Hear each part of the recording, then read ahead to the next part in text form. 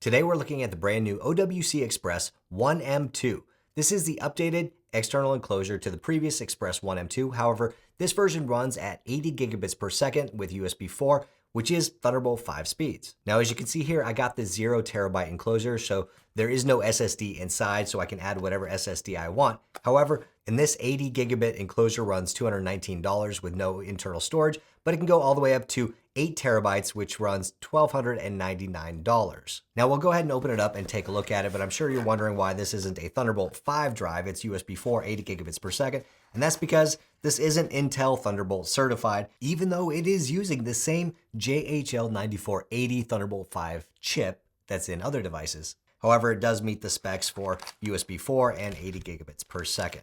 So this looks very similar to the previous Express 1M2, maybe slightly bigger. No, looks like basically the exact same size. So on the left, we have the 40 gigabit version, and on the right, I have the 80 gigabit version, and they basically are identical. See the back? Looks like on the 80 gigabit version, there is this extra little button right here, which can be used to dim the LED light on the front. On the bottom of the enclosure, you're going to see a couple of screws, which will open up in a minute, and that will allow us to install an SSD. Also inside the box, you get a USB4 or 80 gigabit per second cable. It doesn't say Thunderbolt 5, so it's not a Thunderbolt cable. And you also get an included screwdriver and a couple of rubber feet replacements. So I guess if you replace your drive later and need to put on a different foot because of the adhesive kind of wears off, then you can do that later. Let's go ahead and open this guy up and put an SSD inside. And there you go. Inside here is where you can put the SSD, and it looks like you can use multiple sizes. And on the other side of the casing, you have these thermal pads, which are directly tied to a massive heatsink. So this guy is probably going to run pretty warm, but it's going to be taking all that heat off of the SSD to hopefully give us the best performance possible. The SSD I'm going to be using is this Western Digital Black SN850X. This is an 8 terabyte drive, and this drive by itself runs $699, which, yes, that is a ton of money. So $600 plus a $220 for the enclosure runs $820, which means it's still quite a bit cheaper than the 8 terabyte version that OWC sells with this enclosure. Now, there is a 4 terabyte version of this enclosure you can buy from OWC for $699, which is interesting because they have a 4 terabyte version of this Envoy Ultra, which is specifically Thunderbolt 5 for just $499. So it's interesting that this is cheaper than the 1M2 enclosure with a 4 terabyte drive. However, in the previous video I did on that SSD, I did find that the SLC cache on that drive to be a little bit more limited than other options. But with this external enclosure, I have options for what SSD I put inside, so hopefully I should get pretty good speeds with this Western Digital Black drive. So we need to take out this little screw, and then we can put in the SSD. And with that, we should be able to connect this SSD to the Mac now and see how this thing performs. So we'll just go ahead and connect it to one of the side ports on this M4 Max MacBook Pro. We're going to allow this to connect to the Mac, and we should see this thing pop up. We'll initialize it, and we'll go ahead and hit erase, and we'll call it WD Black.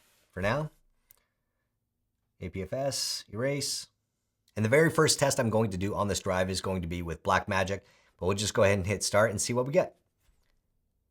And look at that, we're getting just under 6,000 megabytes per second on write speed and about 5,500 megabytes per second on read, which is pretty impressive. Again, this is coming from an external enclosure. This drive itself can probably do a little bit faster with an internal PCIe connection.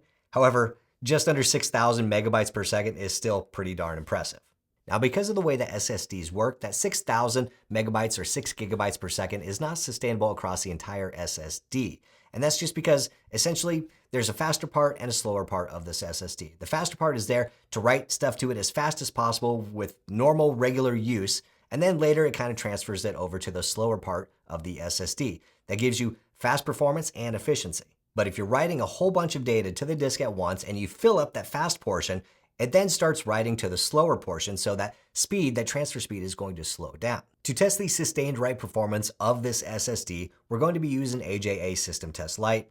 We're going to be writing 4 terabyte files, and we're going to be writing continuously and write only, no reading on this test. And to see the performance, we're going to be using IOstat in terminal to watch the disk I/O. We're going to run this for 15 minutes, and then we'll be able to see approximately how big the cache is on this SSD and what the overall sustained write performance is over a 15-minute period. So to do that, we're just going to start the IOstat right there, and we'll click Start on AJA, and we'll watch that go. Now you can see right here, we're getting the performance of the SSD showing right here, and we'll be back in 15 minutes. All right, the results are in, and it's pretty impressive. The Western Digital SN850X in an 80 gigabit enclosure ran for about 5,500 megabytes per second for about 6.5 minutes before dropping down. And then it dropped down to about 2,500 megabytes per second for about a minute or so. And then it dropped down to about just over 1 gigabit, 1.2 gigabits per second for a majority of the rest of the 15 minutes.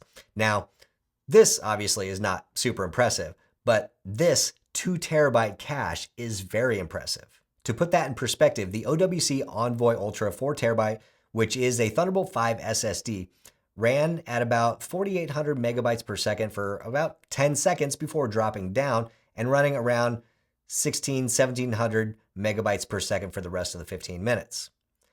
The Samsung 990 Pro in that same Thunderbolt 5 enclosure ran for about 31 seconds at 5,800 megabytes per second before dropping down and kind of running around 1,900 megabytes per second for the rest of the 15 minutes, kind of varying a little bit. Here we can see total gigabytes written during that time period, and unfortunately the colors are different than the previous one, but the 850X in this enclosure ran, again, about just over 2 terabytes of data at full speed before dropping down, and wrote a total of 2.8 terabytes.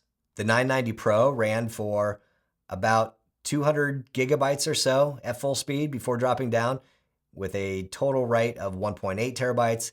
And the Envoy Ultra in that Thunderbolt 5 SSD ran for, let's see if we can even get in here. Looks like around 70 gigabytes. And then it did a total write of 1.5 terabytes in that 15 minutes. So you can see that that SN850 is a superior drive. I mean, when are you writing more than 2 terabytes at once? I mean, this thing is screaming fast. Back to the sequential test, and again, this is very impressive. And what this tells us is that an 80 gigabit enclosure, whether it's USB4 or Thunderbolt 5, can be very, very fast. Of course, how long it sustains that speed wholly depends on the drive that is in the enclosure, and I guess probably how well heat is dissipated. And the heat on the Express 1M2 80 gigabit was lower than I thought it would be, running only around 108 degrees Fahrenheit, which is pretty darn good. I mean, this is a giant heatsink. So what does all this tell us? Well, one, it tells us that 80 gigabit or Thunderbolt 5 enclosures are stupid fast, or can be stupid fast, depending on the SSD inside.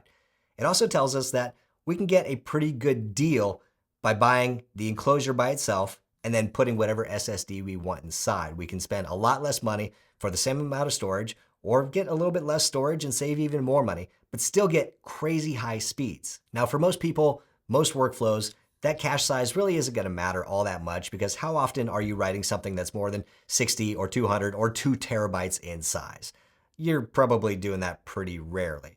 So for most workflows, you're going to get that super fast burst of speed with that SLC cache on the SSD, and everything's going to fly with an 80 gigabit enclosure. And honestly, I'm not really sure I would recommend this to most people. If anything, I would probably recommend the 40 gigabit version, which is $95 or $96, and you put in an SSD for a couple $100, and you're out the door for less than $300 with a fast, high capacity SSD that'll work for backups or for basically any workflow out there, and you will be just fine. But if you do really want the absolute fastest you can get, I mean, I think so far this is the fastest combination that I have found to get the most data transfer speed for the longest amount of time possible. But what do you guys think about this OWC Express 1M2 80 gigabit version? It's pretty darn cool, but I'm curious what you guys think. Let me know in the comments down below.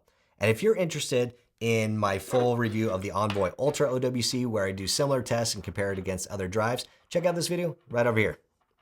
Hit the thumbs up button if you liked it, hit subscribe if you want, and I'll see you next time.